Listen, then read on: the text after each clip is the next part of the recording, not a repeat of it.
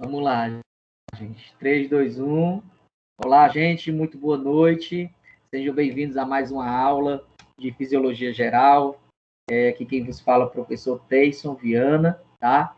E hoje a gente vai conversar e vamos tratar sobre o assunto do nosso sistema urinário, tá? Quero lembrar a todos vocês que essa aula ela está sendo gravada, né? E logo após o término dela, ela vai ser disponibilizada para vocês lá no meu canal do YouTube, certo? E também lá no nosso grupo do WhatsApp, tá bom? Vamos lá. Sistema urinário, tá? Eu queria começar a fazer uma introdução, tá? Queria falar um pouquinho sobre o produto, né? O produto final do sistema urinário, que é a urina, tá? E a urina em si, ela, como o slide está falando, ela reflete muito o que o nosso organismo ele está tendo naquele exato momento, né? Então, na imagem, a gente vê aí várias amostras de urina com colorações diferentes.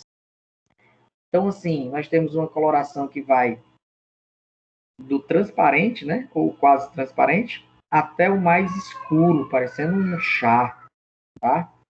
Então, assim, quanto mais hidratado o indivíduo está, mais clara será a urina que ele vai excretar, né? Isso que nos faz refletir que os rins, né, eles fazem e têm uma função de um controle hídrico no nosso organismo. Então, se você está bem hidratado, logicamente ele vai pegar aquele excesso de água do seu corpo e vai colocar para fora. Se você não está bem hidratado, você vai colocar, porque o rim vai fazer esse papel de filtragem e depuração do nosso sangue, a gente vai ver já como é que funciona, a urina ela vai ficando mais escura, vai ficando mais concentrada, tá? Então, às vezes, quando você faz o seu xixi, eu particularmente uso muito essa estratégia, tá? Na hora que eu estou fazendo aqui o meu xixi, eu já vou olhando aqui a coloração que fica lá no vaso. Se eu percebo que ela está muito escura, tá? Uma coloração mais escura, aí eu me ligo que eu tenho que tomar mais água.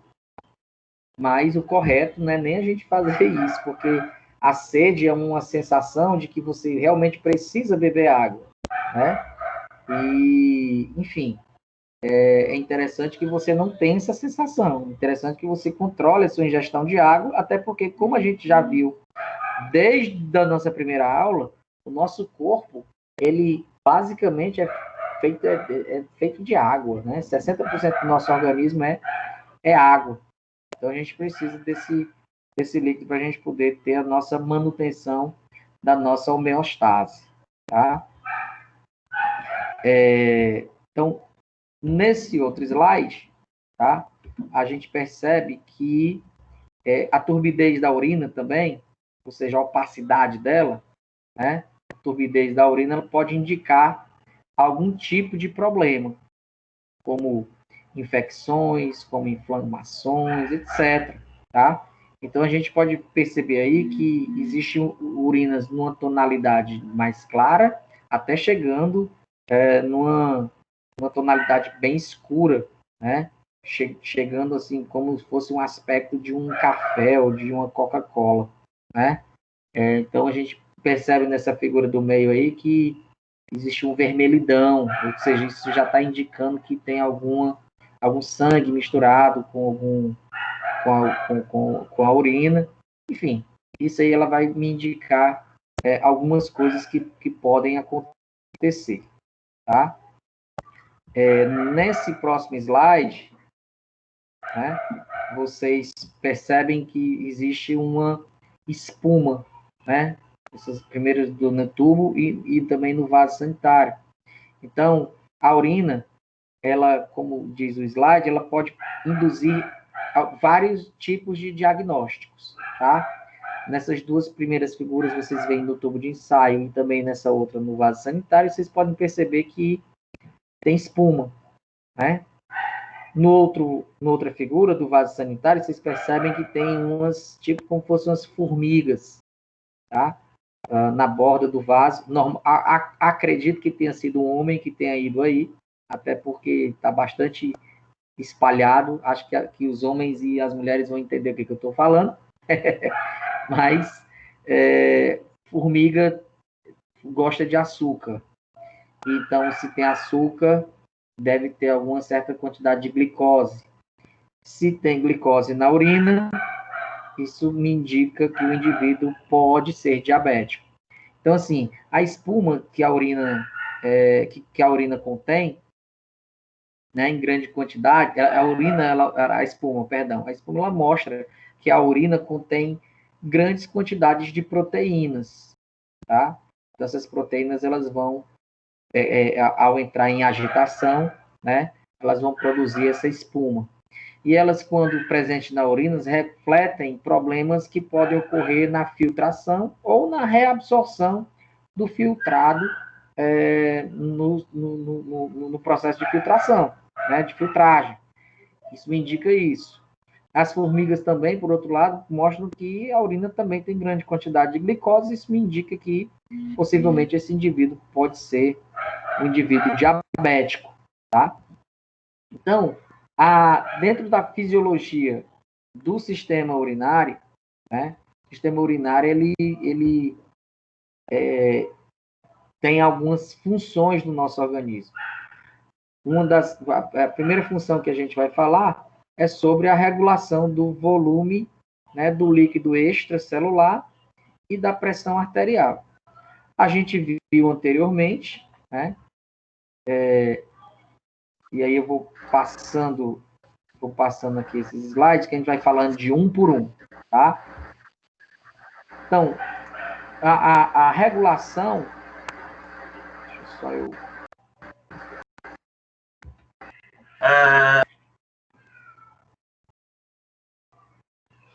Pois não, tinha uma pessoa que ia falar agora? Eu acabei ativando o mudo. Alguém aí com alguma dúvida, gente?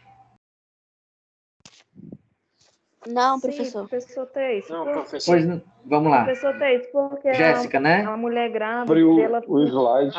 Pronto, deixa só a Jéssica Alane, falar. Alane, perdão, Alane. Que apareceu a Jéssica aqui na minha tela. Só porque a gestante, ela fica sensível a ficar com infecção urinária. Por quê? Mulher grávida. Por conta da abertura do canal vaginal, certo? Vão acontecendo as dilatações, tá? As alterações hormonais também vão ocorrendo, certo? E assim, é comum que mulheres grávidas elas tenham esse problema, né, de infecção urinária. A minha esposa, ela teve nas duas gestações dela, teve, mas, enfim, foi agora, nessa segunda gestação, foi relatado, né, a infecção, que poderia acontecer a infecção urinária, e é por isso que as mulheres fazem exames periódicos, né, pré-natais, para exatamente não ter esse tipo de problema. Até porque é muito perigoso infecção urinária, tá, para gestante, principalmente as gestantes que vão parir em parto normal. Até porque se tem infecção, essa infecção ela pode passar para o bebê no momento do parto. Bom? Tá ok, professor. Obrigada. Mais alguém tem alguma coisa para perguntar, gente? Eu, professor Teiso. Quem fala? É a Lloyd. Oi, Lloyd. Tudo bom, linda? Tudo bom? Não, em relação a essa espuma, eu não entendi bem. Elas indicam o quê? A espuma na urina? A espuma na urina, ela indica que tem resquício e traços de proteína, né, de algum tipo de proteína que não foi filtrado corretamente. Porque o que é para passar para a urina? Sais minerais e água, tá? Alguns tipos de sais e água. Proteína não, tá? As proteínas, elas são nobres no corpo humano.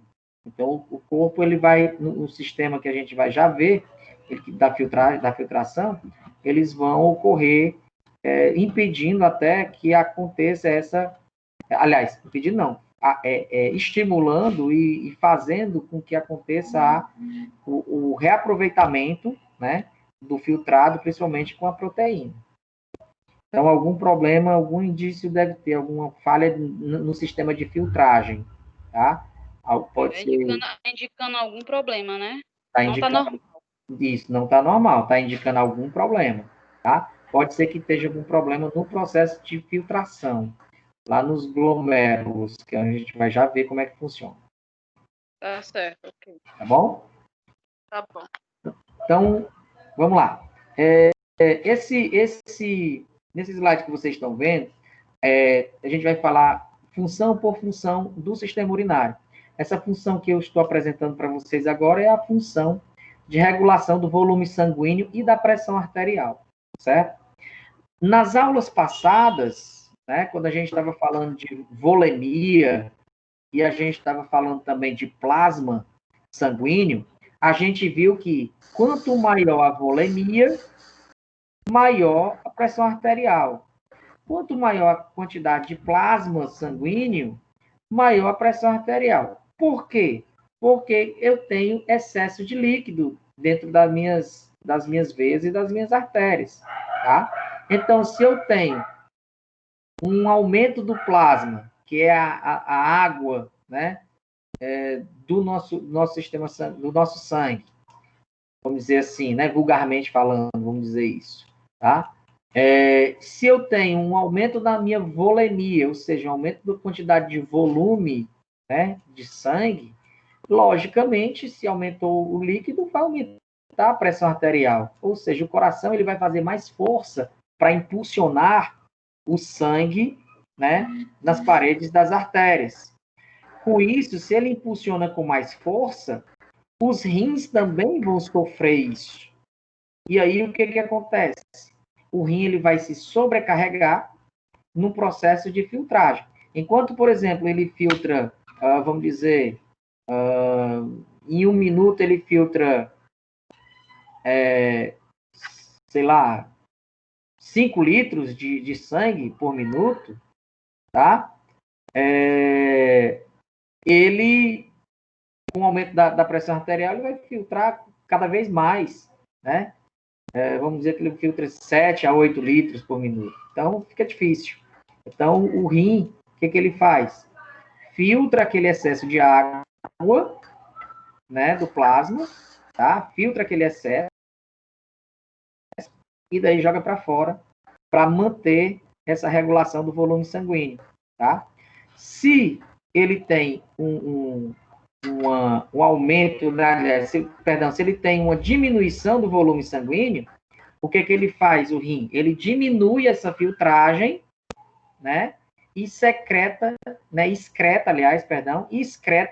menos água para fora do organismo, tá? Ou seja, ele tende a conservar, quando o volume sanguíneo está baixo, ele tende a conservar água, né?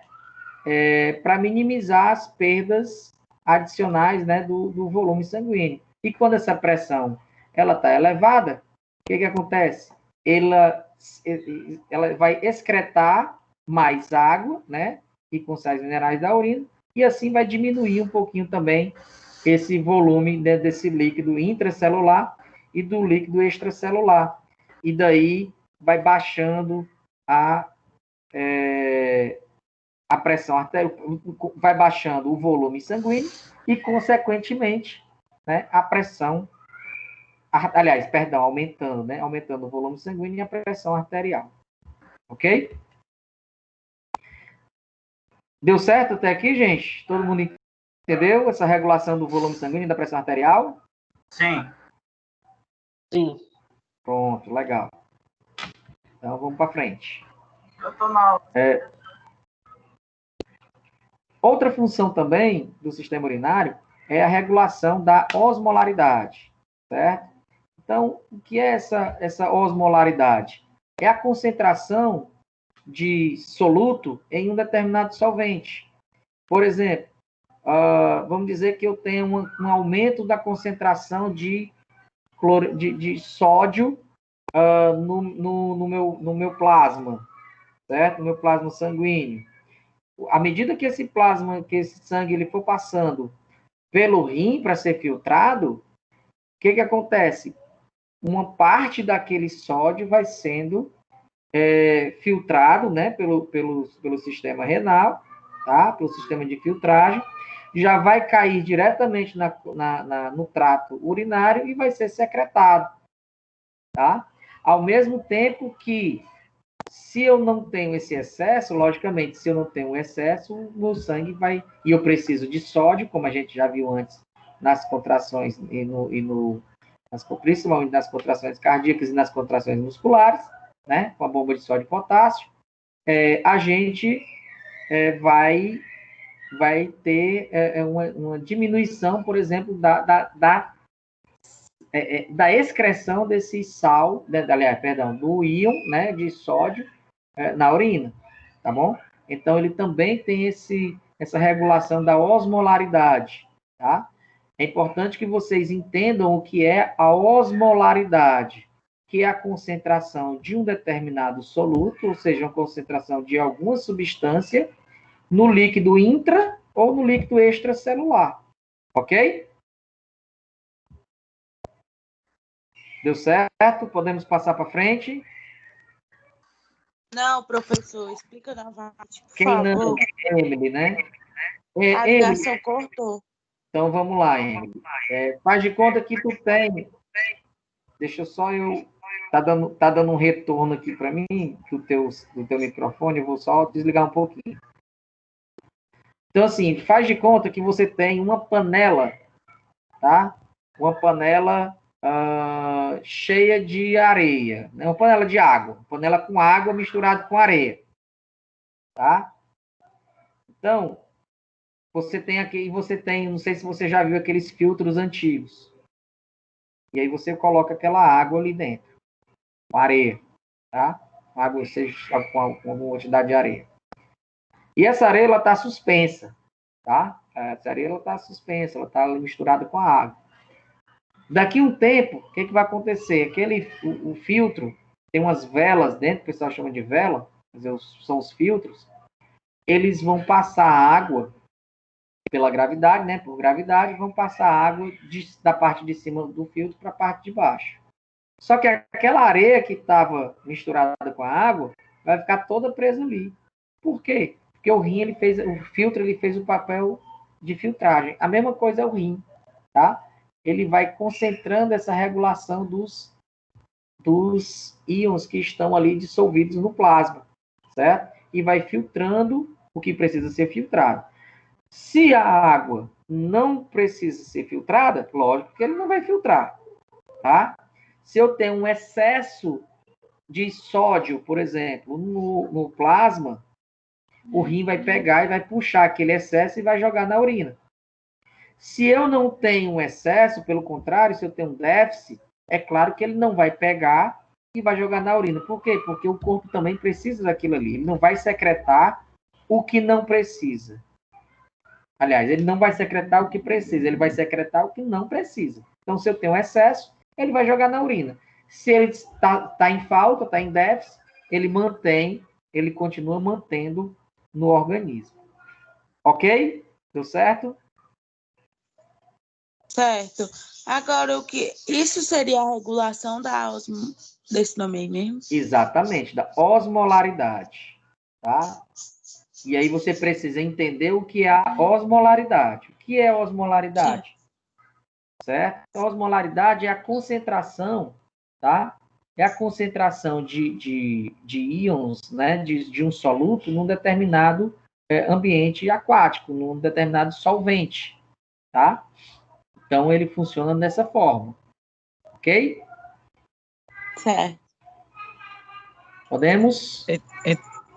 Boa noite, professor. É Nazareno. Boa noite. Oi, Nazareno. Tudo bom, querido? Então, voltando lá atrás, no gancho. A minha aula começou dia 29, né? Aí eu tô meio perdido aqui. Aí eu comecei a iniciar um vídeo chat aqui, que eu nem sei se é da minha aula ou não. Aí eu fui ter que estar aqui conversando. Quem tá falando é o Francisco Rafael. Francisco Rafael, você? Oi. Pronto, nós estamos na disciplina de Fisiologia Geral da turma de Fisioterapia. É porque essa aula é porque assim, faz desde o dia 28, né? Desde o dia 28 que eu tô tentando assistir, entendeu? Pronto. Rafael, vamos fazer o seguinte. No final da aula a gente conversa sobre isso. Tá, okay? eu vou aqui prestar aqui atenção, viu? Que é porque tive alguns probleminhas. Eu tô meio perdido. Tranquilo. Daqui a final da aula a gente se acha. Beleza. Um abraço. Nazareno, tu estava falando, estava com dúvida. Não, na verdade, era só para ver se batia com aquilo que a colega lá perguntou sobre a espuma, professor. Sim. No caso da espuma indicando uma falha no sistema urinário, possivelmente pode-se dizer que a falha aconteceria nesse processo aqui, da osmolaridade? Isso, exatamente. Certo? Você fez uma colocação muito bem feita, né? Porque, assim, se ele está com... Mas, aliás, bem feito assim, mais ou menos, tá? Então, vamos entender uma coisa. Se ele fez com relação às proteínas... Perdão, eu vou retirar tudo que eu falei. Eu fiquei pensando aqui uma coisa e depois eu dispensei. Com relação às proteínas, Nazareno, o nosso organismo ele não é para secretar proteína, tá? A secreção não, perdão, hoje eu estou embananado. Vamos lá, deixa eu me concentrar novamente. Perdão a todos. A excreção, tá, de proteínas, ela não é interessante. Por quê? Porque o nosso corpo é glicolipoproteico. Nosso corpo ele tem lipídios, proteínas e carboidratos, certo? Então, quando você excreta proteína, você está excretando um produto nobre, tá? Não é para acontecer isso. Se acontecer isso, algum problema de filtragem está ocorrendo, tá? Com relação à proteína, entendeu? Mas não necessariamente aqui nesse processo da osmolaridade pode acontecer, pode ser em outra situação. O controle da osmolaridade. Pronto. O controle da osmolaridade vai em relação a íons, como, por exemplo, sódio, como potássio, como magnésio, tá? Então, nós temos esses íons no nosso plasma sanguíneo, tá? Cálcio, etc. Tá? Nós temos esses íons. E esses íons, nós também precisamos desses íons, ok? Para nossa manutenção, para a manutenção do nosso corpo. Mas, quando eu tenho excesso desses íons, eu não preciso de tanto assim. Então, o que o corpo faz? O corpo joga para fora, tá? Como, por exemplo, vitamina C, tá? O corpo ele só absorve uma certa quantidade de vitamina C. O que ele não precisa cai no trato urinário e sai pela urina, tá? Então, se eu tenho, vamos dizer que o meu corpo ele precisa de 10 gramas de sal, tá? De cloreto de sódio, tá? Então, se eu tenho 20 gramas, eu vou excretar 10, porque eu só preciso de 10. Você está entendendo? Certo, professor. Ok. Entendeu agora? Então, esse controle da osmolaridade é em relação ao que eu tenho de excesso no meu organismo, e aí ele vai botar para fora. Dos íons. Só na parte de íons e potássio. Isso. E, no caso, o íon de potássio também, né? Certo. Potássio, sódio, magnésio, cálcio, tá? Mas com relação a proteínas, não. Proteínas, elas não devem ser. Vocês vão já entender por quê, tá? Porque nós temos um sistema de camadas e que ela impede essa filtragem e a excreção de proteínas, tá? Professor? Pois não? Professor. Só um minutinho, Emily, que tem uma pessoa aqui falando na tua frente. Pois não, quem está falando na... a Lidiane, a osmolaridade é a concentração de quê que o senhor falou? Osmolaridade é a concentração de soluto em um solvente. Tá bom? Obrigada. Nada. Concentração de Emily. íons, né? Isso. Um determinado Emily. solvente.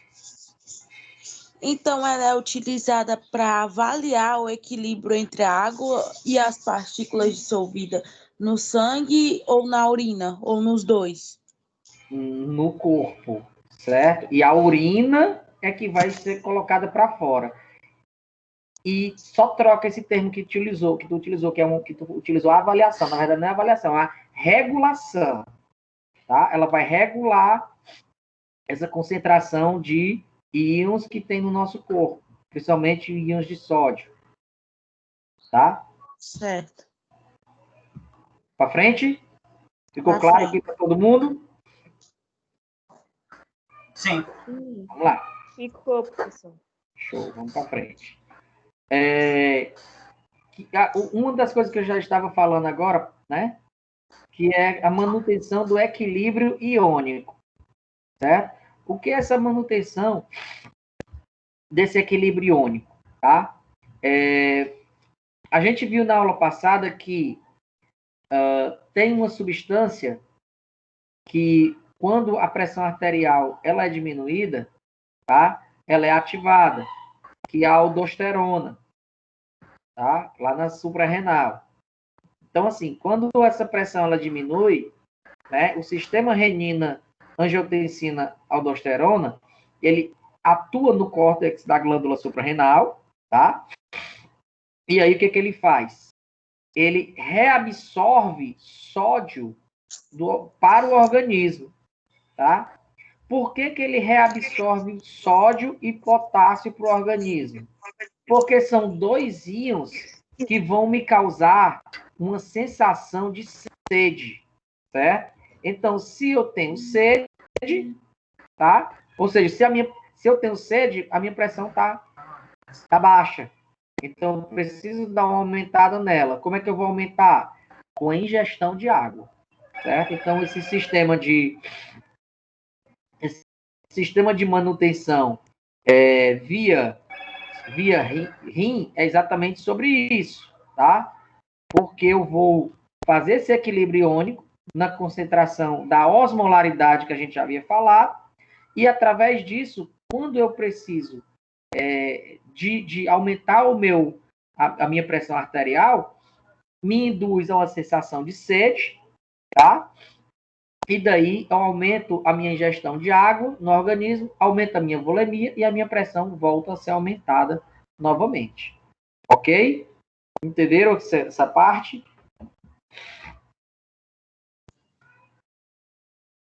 Ok. Mas a pessoa, quando está com a glicose, digamos, ela tem diabetes, né? Quando está alta, ela também sente sede, não é isso? Além da pressão baixa? Por conta do excesso de íons de glicose, né? Das moléculas de glicose que estão no corpo, né? Então, o corpo, quando ele percebe esse aumento, tá? Da glicemia, o que acontece? A pressão baixa, tá? Por conta dessa glicose, a pressão ela vai baixar. E para aumentar essa pressão, o corpo induz uma sensação de sede, aí você aumenta a ingestão de água para poder aumentar a pressão arterial.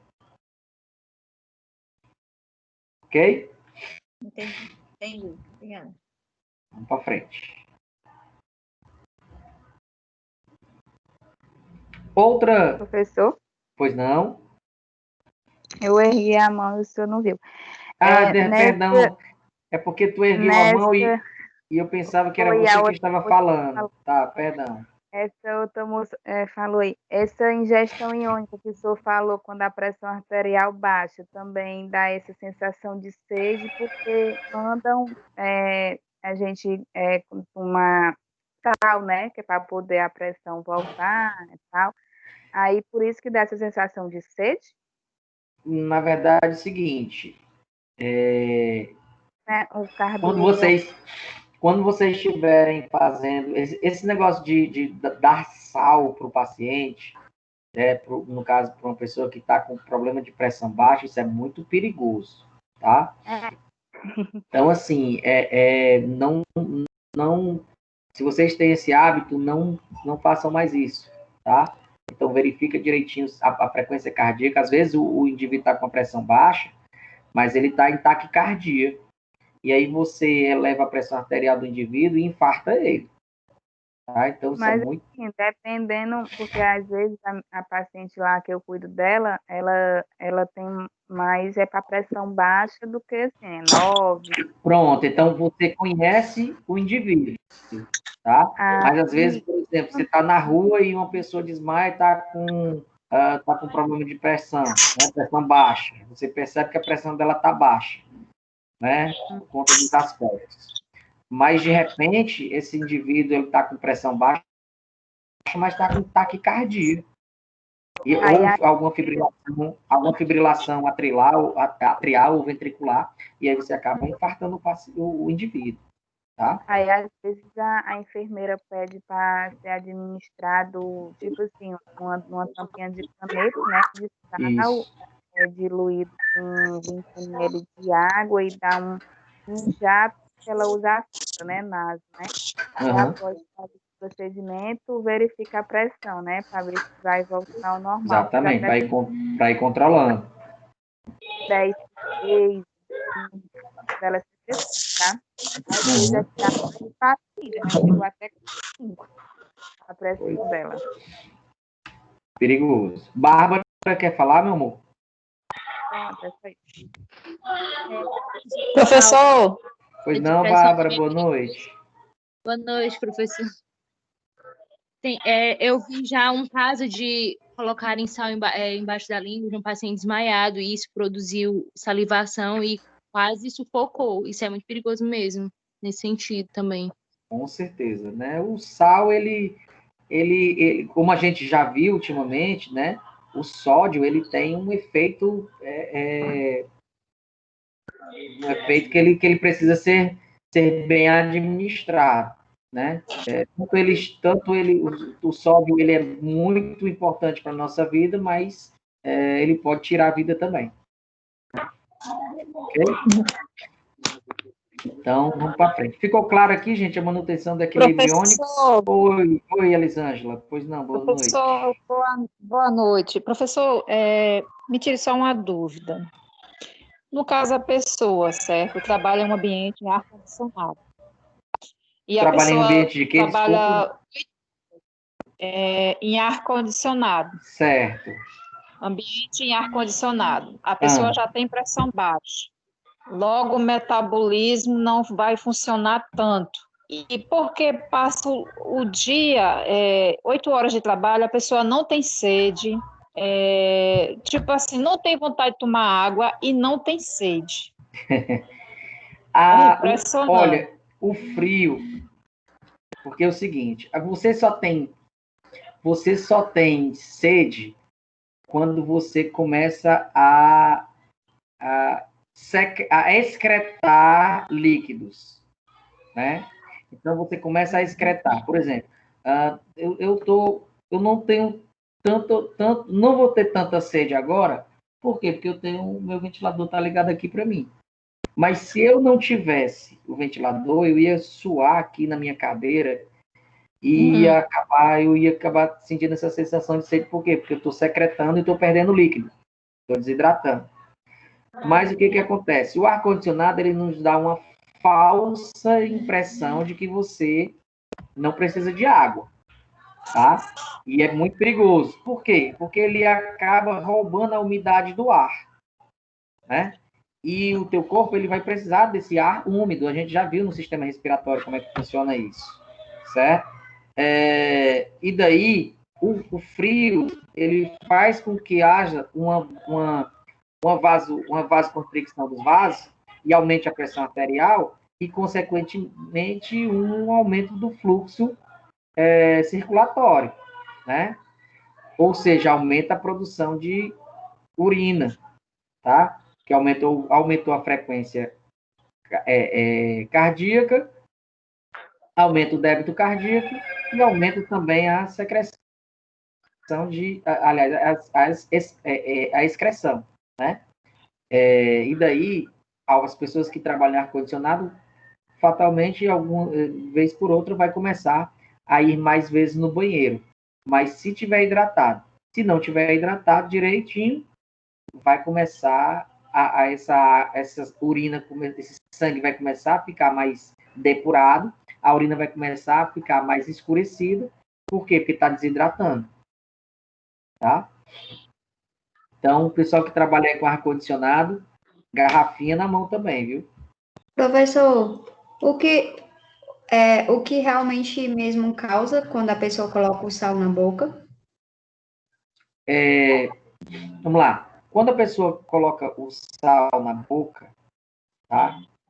Isso vai aumentar a concentração de íons de sal no organismo, tá? Aumentando essa concentração de sal no organismo, imagina lá a osmose, aquela nossa primeira aula. O que vai acontecer com o meio extracelular? Vai estar mais concentrado do que o meio intracelular. Então, o que vai acontecer com as células? Elas vão murchar, porque vai perder líquido para fora, para o meio extracelular. E acaba tendo edemas, principalmente nas partes mais inferiores, como pernas, tornozelos, etc. Tá? E daí eu preciso desse líquido, preciso que esse líquido esteja circulante, porque esse líquido está parado no meio extracelular. E esse líquido só vai circular se ele tiver caído na circulação. E aí o que acontece? Preciso reativar isso tomando água. Quando eu tomo água, eu estou fazendo um equilíbrio osmótico entre o meio intracelular e o meio extracelular. Esse sangue, esse plasma vai acabar caindo, né? O líquido extracelular vai acabar caindo no meu trato circulatório, e daí, lá na circulação, ele bota esse excesso de água para fora. Ok? Ok, obrigada, professor. Por nada. Para frente. Outra função do sistema urinário é a regulação do pH sanguíneo. A gente sabe que nós produzimos gás carbônico, tá? Então, de onde é que vem? Já fiz essa pergunta outra vez. De onde é que vem o gás carbônico que a gente produz? Água. Vem dos alimentos. Exatamente.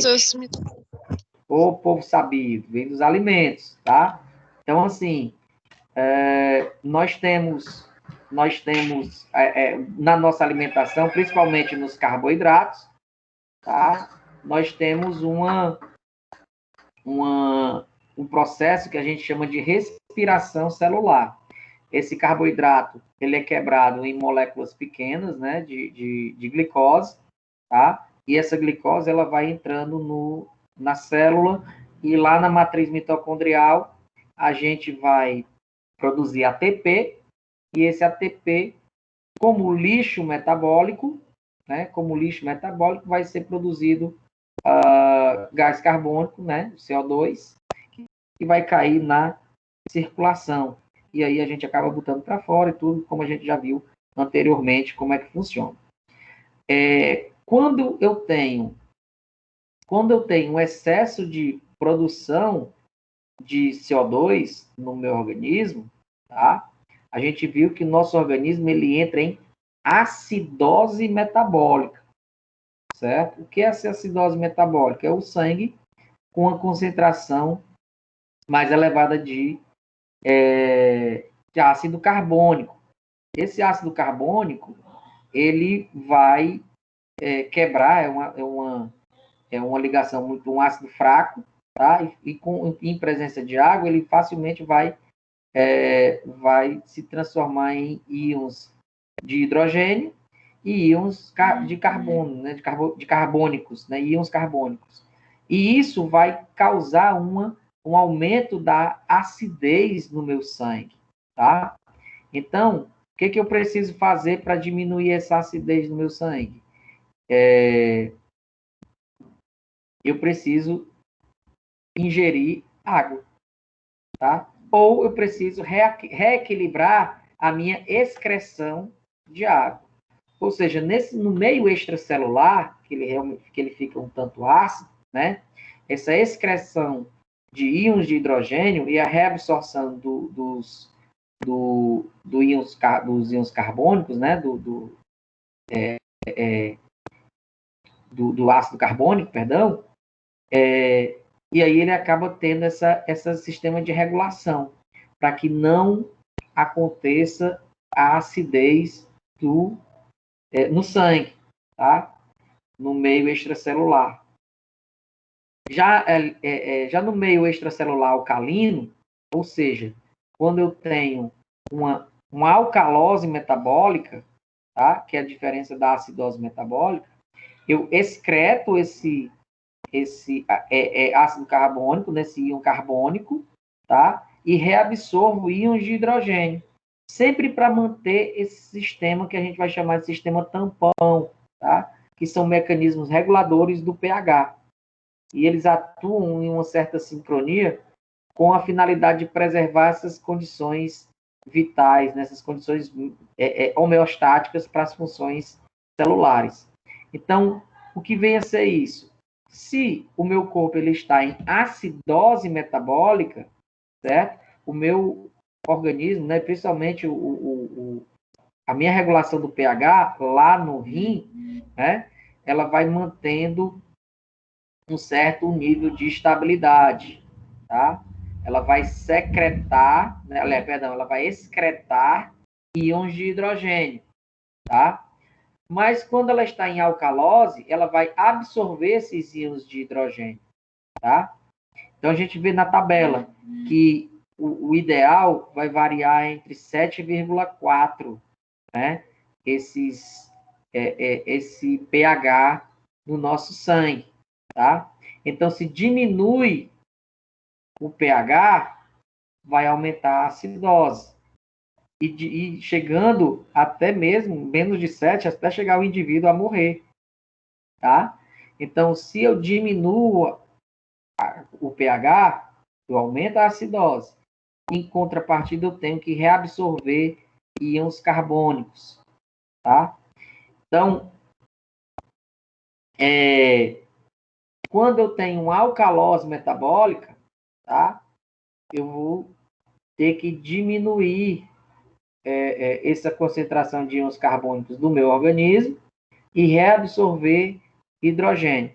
Porque eu reabsorvendo hidrogênio, eu vou reformular os íons, né? O ácido carbônico.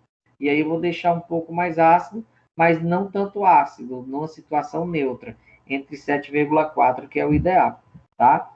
E esse sistema, por exemplo, os sistemas que vão ajudar nessa manutenção do pH, além desse sistema tampão orgânico que a gente está falando, é o sistema respiratório, né, com a excreção do gás carbônico, e o sistema urinário, né, fazendo esse processo todo de reabsorção de líquidos, principalmente de água, para o organismo, ok?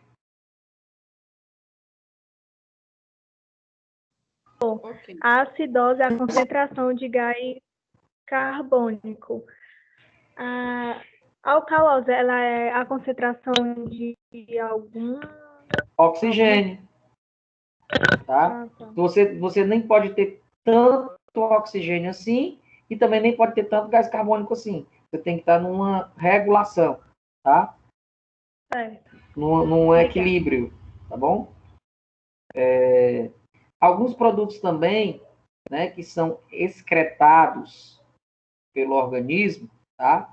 Como a creatinina, né? Alguns resíduos nitrogenados, ureia e ácido úrico também, é tudo excretado pela urina. Não sei se vocês já fizeram um exame de urina completo, né?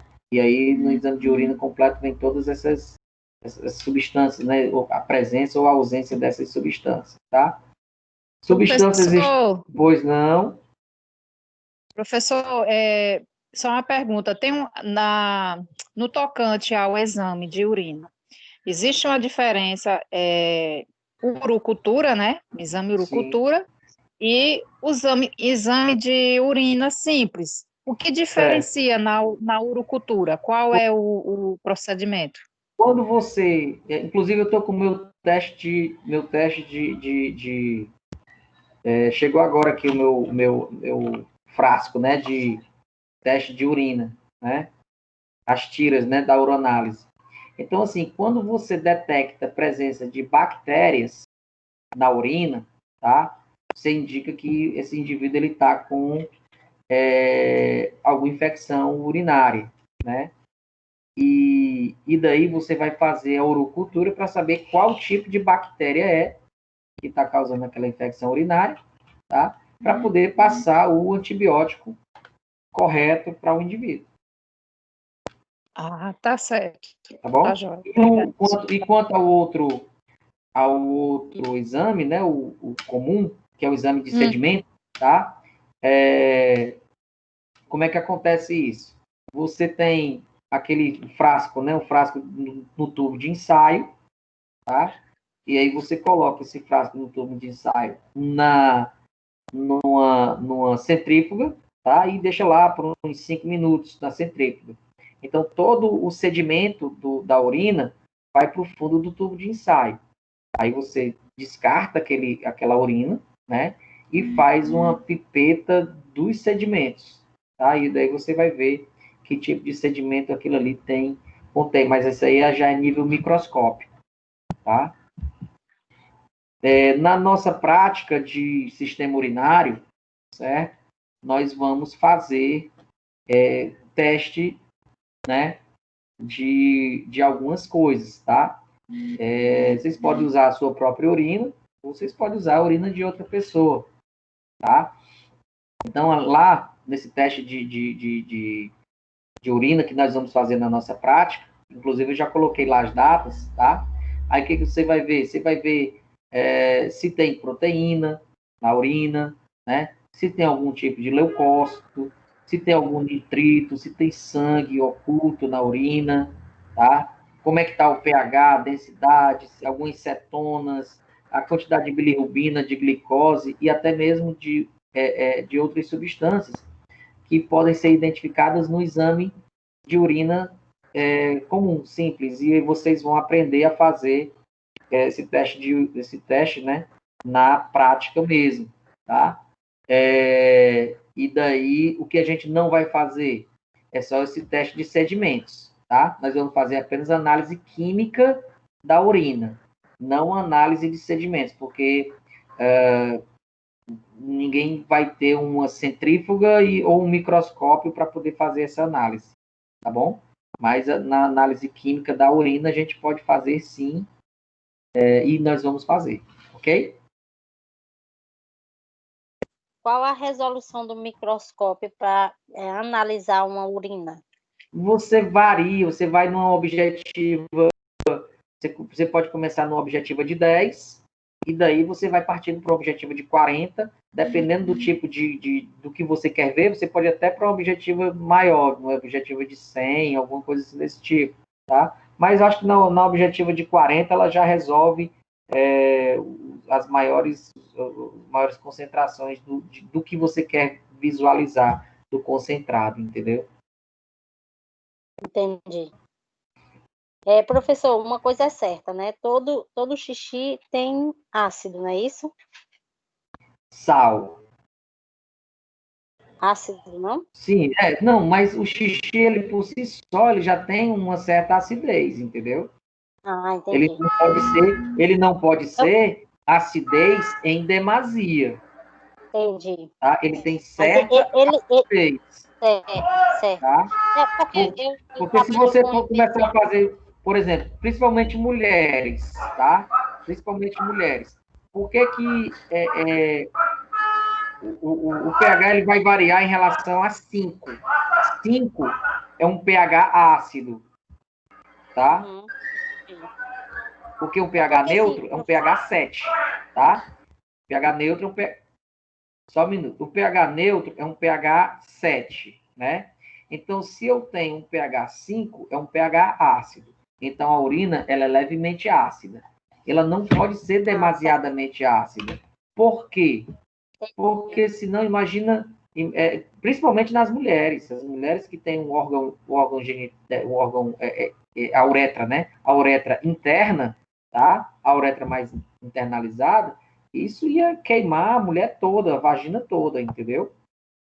Para o homem também não seria tão interessante, até porque Professor, o canal todo, só um minutinho, porque o canal da uretra do homem, apesar de ser mais externalizada, mas também tem tecido epitelial e é sensível também à acidez. Certo. Professor, eu fiz essa pergunta porque eu trabalho com impermeabilização de tecidos, né? Então, Sim. ele já não é indicado para quem tem animais de estimação, né? Cachorro, ele vai lá na volta do estocado e faz xixi. E a impermeabilização. O xixi consegue ultrapassar a barreira da impermeabilização por conta do ácido. Entendi. É por isso que eu fiz essa pergunta. Porque assim, ele é ácido, mas não tão ácido assim. Ele chega à acidez ideal até 5, tá? O pH até 5, tá? Acho que era a Emily que queria falar, por nada, acho que era a Emily que queria falar novamente. não, professor, sou eu. Por que tipo, Eu quem? Ah, Shirley, tô vendo. Por que tem uns que são com, tipo assim, quando, tipo assim, tem alguns xixi que são um pouco com um cheiro mais forte e os outros não? É exatamente a presença de algumas substâncias, certo? A creatinina, que é uma proteína, hidrogenados, né? Ureia, ácido úrico. A glicose também vai influenciar. Se tem... Oi? Então, quem tem, vamos supor, diabetes, pode interferir nisso, né? O xixi muito amarelo, muito amarelo, então... Forte. Exato, com um odor cetônico, como a gente fala, né? Ah, sim. Os corpos cetônicos, eles são excretados também, principalmente com quem está fazendo dieta também, Shirley, também tem muita diferenciação no odor da urina, tá? Quem está tomando antibiótico, quem está tomando antibiótico, enfim, porque vai alterar o metabolismo do indivíduo. Pois não, Rafael? Professor, eu tenho uma questão de alterações, né? Isso, exato. Pois não, Rafael, pode falar. Professor, eu tenho um amigo que ele só foi descobrir. Mas não é aquele negócio, mas esse amigo não é aquele negócio do Serginho Groisman, não, né? Um amigo meu, sei o que. Eu não. Vamos lá. O meu tá com 39 leucemia. Pronto. Ele só foi descobrir que ele é diabetes porque ele tava indo pro banheiro direto, entendeu? Assim, a cada 2 minutos, ele iria pro banheiro e ficava lá. E ele prestou muita atenção na parte do xixi, que às vezes aparecia formiga. Eu acho que é esse negócio de conservante, adoçante, alguma coisa assim. Sim. Tu não pegou no início da nossa aula, não, né, Rafael? Fiquei meio perdido. Foi, pronto. Então, assim, no início da nossa aula eu mostrei exatamente um vaso sanitário cheio de formiga. Que é exatamente a presença de glicose, tá? Que é na urina. Um excesso de glicose lá na urina. E algumas substâncias estranhas também são identificadas. Por exemplo, o indivíduo que está fazendo, que fez uso de drogas, né? Seja elas drogas lícitas ou drogas ilícitas, vão estar constando também lá na tua urina, tá? Quem faz uso de eu não sei por que eu me lembro do Aleandro nessas horas. Aleandro, tá aí, Aleandro? Então, assim, quem faz uso de anabolizantes, quem faz uso de drogas como cocaína, THC, né? Enfim, usou, tá lá na urina, tá? Principalmente o pessoal da dopagem, né? O pessoal dos antidoping, o pessoal do esporte que faz esse antidoping. O professor entrega a gente, viu, mano? Eu não tô entregando ninguém, não, só me lembrei de ti, porque tu é forte, aí eu me lembrei. Forte, musculação, Professor. atleta. Pois não. Quem tá falando? Gislaine, boa noite. Oi, quem fala? Professor, Gislaine. Boa noite, querida. Boa noite. Professor, também eu esperei isso. Ela disse que quando falou que amanhã. Aí, só é de quê? Deixa só a Gislaine falar, gente, por favor. Quem não tá na conversa, por favor, dá um mudo aí no canal. Pronto, Vamos lá, professor, Gislaine, pode falar. Tô ouvindo, pode falar. Não, assim, também, como eu também sou atleta, eu uso creatina, esses complementos, né, de proteínas, essas coisas, também, tanto a urina, como também o nosso paladar fica diferente. E eu tenho notado, a senhora está falando sobre a glicose, o suor, quando ele, assim, sinto ele um pouco doce, o suor geralmente não tem um salgadozinho, né? Sim. Você já fez sua... às vezes também é porque às vezes pode ocorrer do seguinte, tu tá fazendo ingestão de proteína ultimamente, não? Sim, tô tomando proteína, sim. Em excesso? Não, eu tomo sempre após o treino. Então, fazer o seguinte, às vezes o teu pós-treino, né? Tua dieta pós-treino é hipercalórica? Não, eu sempre tomo mais uma coisa mais leve, uma sopa de legumes. Tenta ver o controle da tua glicemia, tá? Ver o controle da tua glicemia, porque isso aí pode ser que por conta das proteínas que tu esteja utilizando, o teu corpo está sintetizando de uma forma mais diferenciada, entendeu? Tem que ser investigado. É curioso. Você falou sobre a urina, né? Eu tenho notado assim que ela realmente o ovo fica mais forte, mas como eu bebo muita água por conta da proteína, o corpo pede muita água, né? Sim, porque desidrata muito. É o dia inteiro bebendo água e a minha boca ela fica. Eu bebo bastante água, mas assim a minha boca fica seca, eu não tô com sede, mas a minha boca fica seca, então eu não sei se vocês já passaram por isso, eu já. E essa impressão que eu tive. Por exemplo, eu gosto de churrasco, certo? Gosto muito de churrasco. E às vezes eu como muita carne, eu como tanta carne que a minha boca fica doce por conta do excesso de proteína, entendeu? Então pode ser alguma coisa relacionada com a enzima protease. A enzima protease é uma enzima que ela quebra a molécula de proteína em carboidrato. Pode ser que tenha alguma coisa relacionada a isso. Sim. Tá bom? Tá bom, professor. Obrigado, viu? Por nada. Então, vamos lá. Então, deu certo, gente, até aqui agora? Por enquanto, a gente está falando sobre as funções do sistema urinário. Tá? Hoje eu estou fazendo o processo inverso. Ok? Vamos lá. Tem uma galera aí que já está assistindo o jogo, que eu estou ouvindo daqui, né? Então, eu vou ativar o mudo, porque senão eu vou querer ficar assistindo também. Então, vamos lá. Vamos conhecer um pouquinho como é esse nosso sistema urinário, tá? Então, o sistema urinário, ele se compõe de 2 rins, né? De acordo com o que vocês estão observando aí, né?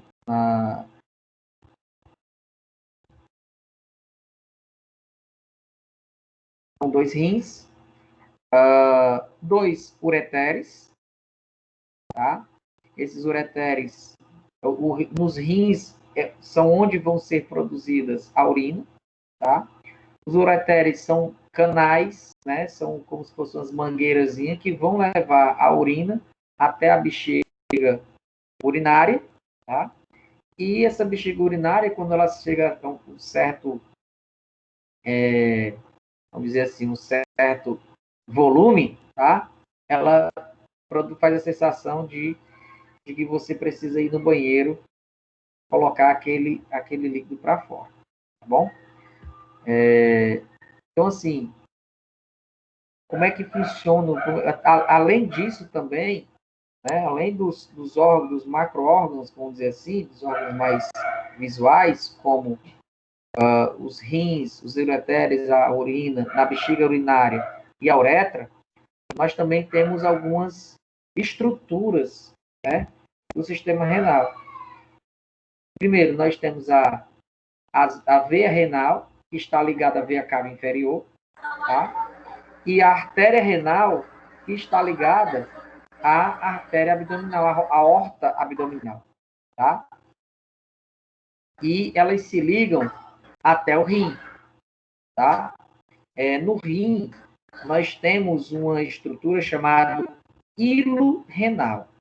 O hilo renal, ele se compõe da pelve renal, da artéria renal e da veia renal. Essa pelve renal é como se fosse o tronco dessa mangueirazinha que são os ureteres, tá? Uma parte mais larga, uma parte que você está que se liga, né, ao rim. Eu não sei se vocês já tiveram o prazer de ver no supermercado e tudo o rim bovino, tá? Então, quando você abre o rim, você tem toda essa estrutura macroscópica que você pode perceber, inclusive as artérias, as veias, né? E também a pelve renal, tá? Nós temos no rim, né? Vamos analisar o rim aqui na sua anatomia. Nós temos uma margem superior, nós temos uma cápsula fibrosa, tá? Essa cápsula fibrosa é como se fosse uma pele ou uma casca mesmo do rim, tá? Para proteção, tá? Vai servir de proteção. A gente tem o hilo renal, como a gente já falou aqui anteriormente, e o hilo renal é composto da veia renal, da artéria renal e da pelve renal, tá? Nós temos uma margem lateral, que está do lado de fora, uma margem medial, que está do lado de dentro, o ureter, né? Que vai levar a urina, né, produzida até a bexiga, e finalmente a gente chega à nossa margem inferior do rim, ok? E aí a gente tem uma visão mais geral, né? O que eu chamo de pelve renal? Pelve renal é essa estrutura que ela se liga lá no rim, certo?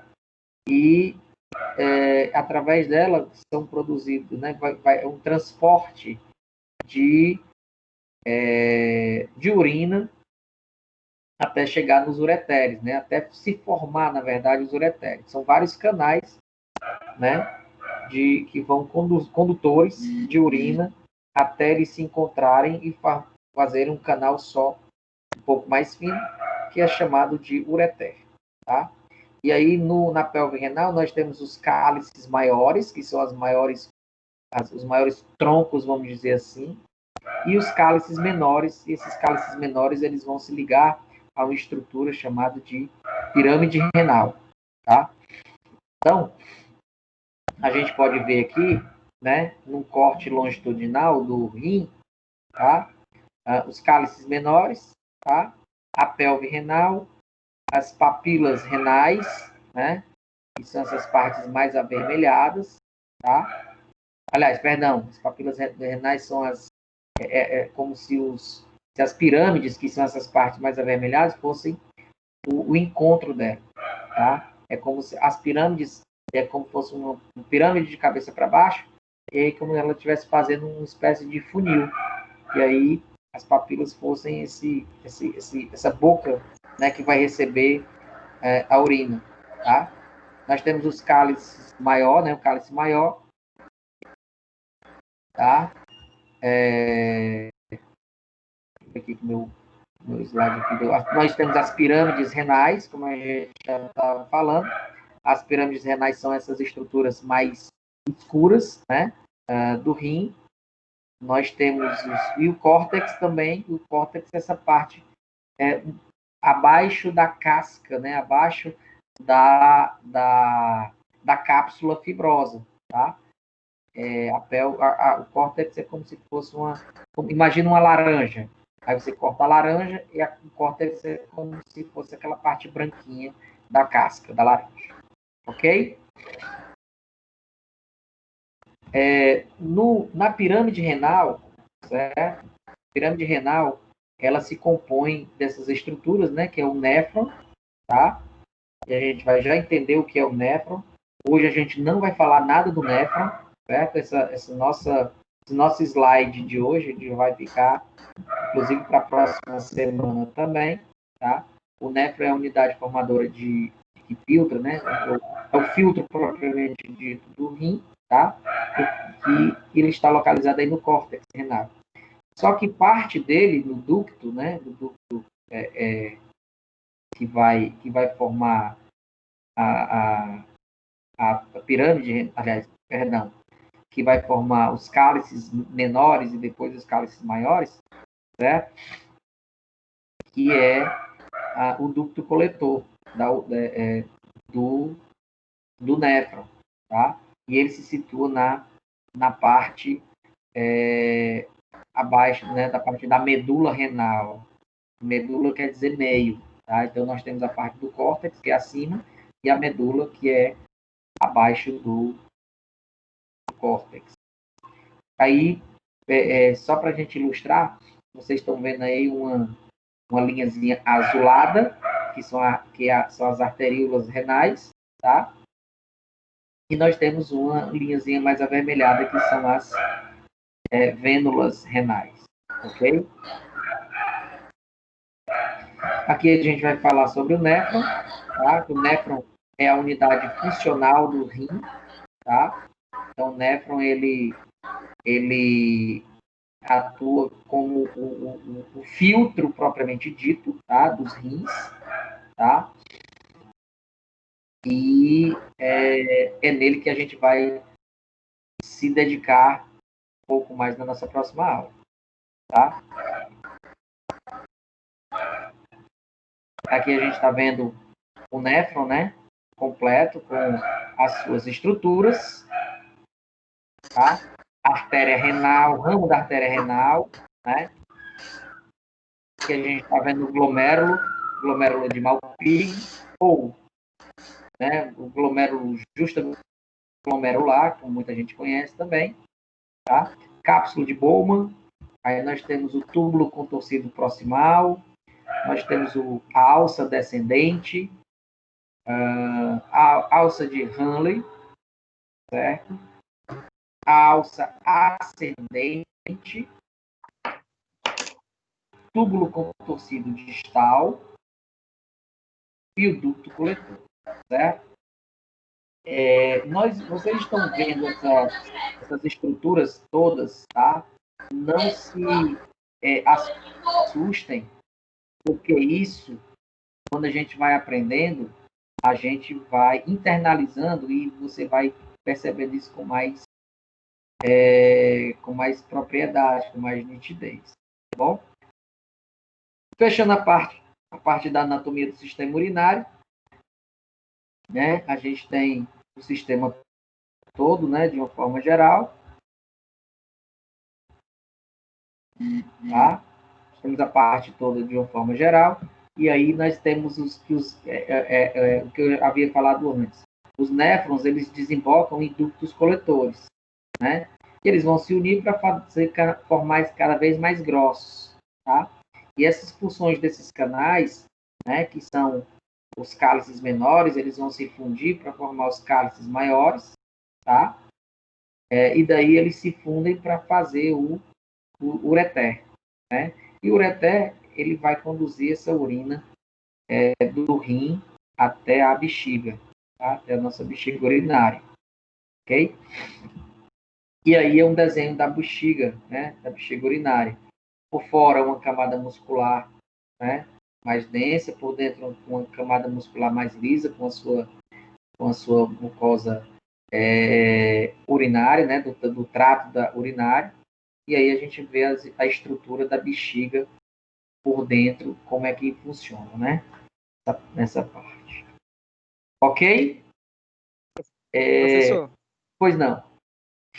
No caso da bexiga, ela é variável, o tamanho e volume? Sim, é variável de acordo com o indivíduo, né? Vou dar novamente o exemplo, tá? A Leandro, um cara que tem 1,80 m, por exemplo.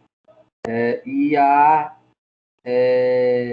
Shirley, que tem 1 m e pouco, né? 1,50 m. Lógico que a bexiga do Leandro vai ser maior e vai ter mais, vai guardar mais volume, vamos dizer assim, de urina do que a da Shirley, por exemplo. Entendeu? Então, isso vai variar muito de acordo com o indivíduo. Quanto maior o indivíduo, maior o órgão dele. Professor. Quem fala? Elisângela. Oi, Elisângela.